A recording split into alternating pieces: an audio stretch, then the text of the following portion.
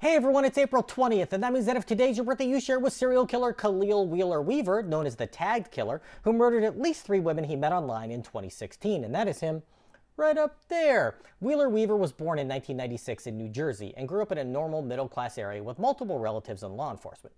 He didn't have many friends in school and was unsuccessful in any attempts at dating as a teen, being considered a loner by his classmates. His stepfather and uncle were both police officers, and he hoped to follow in their footsteps, starting by finding work as a security guard at a hotel and grocery store when he graduated high school.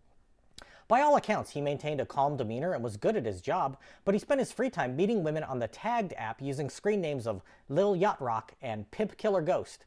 In August of 2016, he arranged to meet up with a 19-year-old sex worker he met on the app and proceeded to strangle her after having sex, then dumped her body in an abandoned building that he set on fire. The body was burned so badly that it took 2 weeks to identify her based on dental records. That October, Wheeler-Weaver picked up a homeless woman and took her to another abandoned house where he strangled her after sex. Her body was found with tape covering her nose and mouth a month later. In November, he struck again, meeting a student at New Jersey City University on Tagged. She was home for the Thanksgiving holiday, and when he offered her $500 for sex, she agreed, but not before jokingly asking, "You're not a serial killer, right?"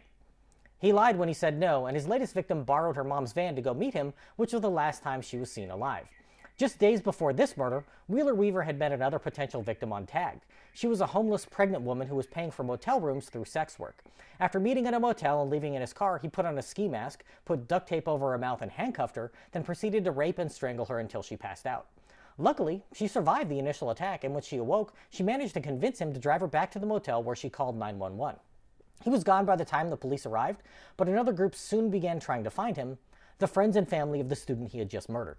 They used her account on Tagged to find out she had been in contact with Wheeler-Weaver and set up a fake profile in an effort to set up a meeting where the police could catch him. He fell for the ruse and was apprehended in December of 2016. That's the first time I'm glad it wasn't Neve confronting a catfish. Physical evidence was hard to come by since he wore condoms and gloves during his murders, but geolocation data from his phone was used to prove that he was with his victims when they were killed, and his search history revealed searches for homemade poison recipes.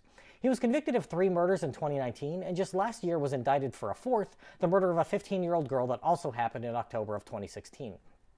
Wheeler-Weaver is currently serving 160 years in prison and will be eligible for parole in the year 2159 when he would be 163 years old.